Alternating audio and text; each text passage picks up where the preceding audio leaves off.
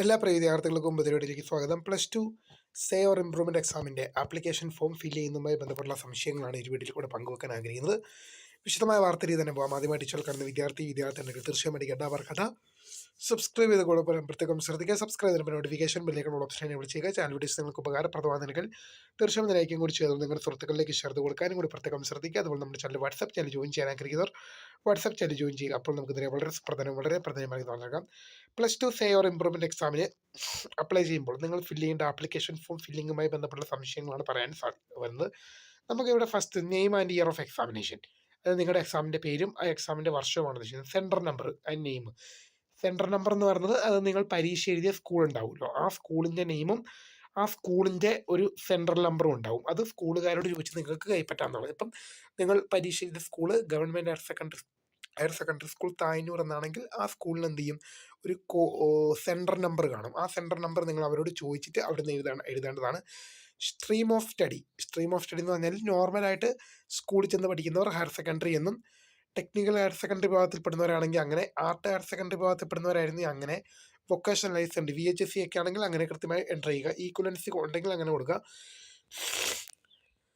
ഇനി group of study കൊടുക്കുക, science or commerce or humanities or others. അപ്പോൾ അതൊക്കെ അവിടെ പറയേണ്ട ആവശ്യമില്ല. ഇനി കാറ്റഗറി സ്കൂൾ ഗോയിങ്, അതുപോലെ തന്നെ school Kerala, compartmental, lateral entry. ഇപ്പം നോർമലി സ്കൂളിൽ ചെന്ന് പഠിച്ചവരാണെങ്കിൽ സ്കൂൾ ഗോയിന്നും, സ്കൂൾ കേരള വിഭാഗമാണെങ്കിൽ അങ്ങനെ, കമ്പാർട്ട്മെൻറ്റ് എന്ന് പറഞ്ഞാൽ മുൻവർഷങ്ങളിൽ ഉള്ള വിദ്യാർത്ഥികളുടെയൊക്കെയാണ്. അപ്പോൾ മുൻവർഷങ്ങളിലെ സപ്ലൈ ഉള്ള വിദ്യാർത്ഥികളുടെ, ലാറ്ററൽ എൻട്രി ഉള്ളവർ അങ്ങനെ. സ്കീം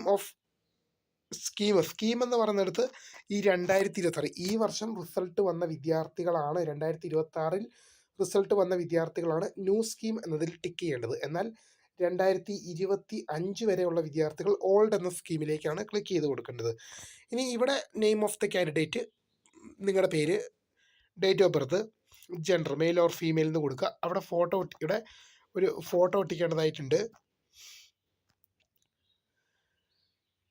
അതുതന്നെ റിലീജിയൻ ആൻഡ് കാസ്റ്റ്, നിങ്ങളുടെ റിലീജിയനും കാസ്റ്റും എൻ്റർ ചെയ്യുക. കമ്മ്യൂണിറ്റി SC ആണെങ്കിൽ അങ്ങനെ, ST ആണെങ്കിൽ അങ്ങനെ, OEC ആണെങ്കിൽ OBC ആണെങ്കിൽ, ജനറൽ മറ്റ് വിഭാഗത്തിൽപ്പെടുന്നവരാണെങ്കിൽ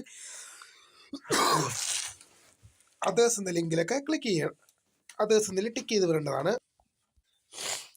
ഇനിയിപ്പം നമുക്ക് നോക്കാം, details of passing SLC or equivalent examination, admission number, school Kerala, KSLMA registration number.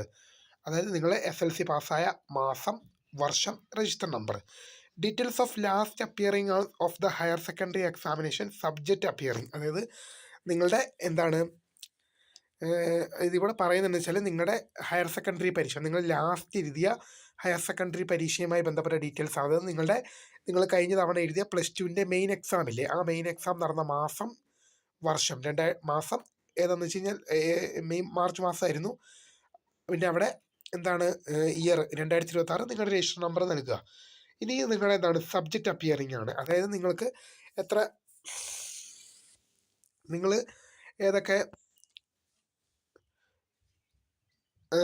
എത്ര സബ്ജക്റ്റ് ഇവിടെ എന്ത് ചെയ്യുന്നു, സപ്ലൈ ആയിട്ടും അല്ലെങ്കിൽ ഇമ്പ്രൂവ്മെൻ്റ് ഒക്കെ ആയിട്ട് രജിസ്റ്റർ ചെയ്യുന്നോ ആ സബ്ജക്റ്റുകളുടെ ഡീറ്റെയിൽസ് കൊടുക്കേണ്ട പേജാണ്. ഇവിടെ മലയാളം, തമിഴ്, കന്നഡ എന്ന് കാണിക്കുന്നത്. നിങ്ങൾ ആ സബ്ജക്റ്റ് കൊടുക്കുമ്പോൾ തന്നെ നിങ്ങൾ ഏത് ഭാഷയിലാണോ ആ സബ്ജക്റ്റ് നിങ്ങൾ എഴുതാൻ ആഗ്രഹിക്കുന്നത്, മലയാളമാണെങ്കിൽ മലയാളം, തമിഴ്, കന്നഡ അങ്ങനെയുള്ള രീതികളിലേക്ക് ടിക്ക് ചെയ്ത് കൊടുക്കുക. ഇനി ഇപ്പോഴത്തെ ഡീറ്റെയിൽ ഓഫ് പ്രീവിയസ് അപ്പിയറൻസ്, അതായത് നിങ്ങൾ എന്ത് ചെയ്തു, മുൻപ് പരീക്ഷ നിങ്ങൾ മാർച്ച് മാസം എഴുതിയ പരീക്ഷയുടെ പ്രീവിയസ് അപ്പിയറൻസിൻ്റെ ഡീറ്റെയിൽസ് ആണ്, വിഷയങ്ങളുടെ ഡീറ്റെയിൽസ് ആണ് നിങ്ങളിവിടെ എൻ്റർ ചെയ്ത് കൊടുക്കുന്നത്. Subject, register number.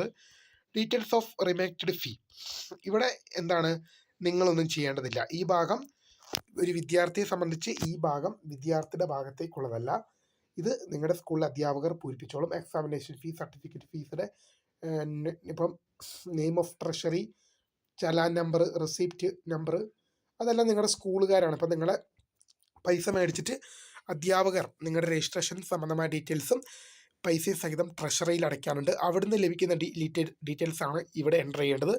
അത് നിങ്ങൾ ചെയ്യേണ്ടതായിട്ടില്ല, നിങ്ങളുടെ സ്കൂളുകാർ തന്നെ ചെയ്തോളും. ആ ഭാഗത്ത് നിങ്ങളൊന്നും ചെയ്യേണ്ടതായിട്ടില്ല എന്നുള്ളത് ശ്രദ്ധപ്പെടുന്നു. ഇനി അടുത്തിട്ട് നോക്കാം, have you been granted educational concession from SC/ST department.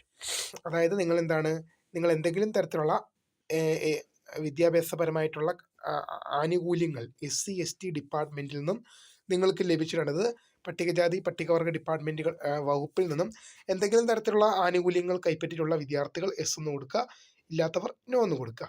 In the case SC ST OEC OBC students state whether the present appearance and first and second. അവിടെ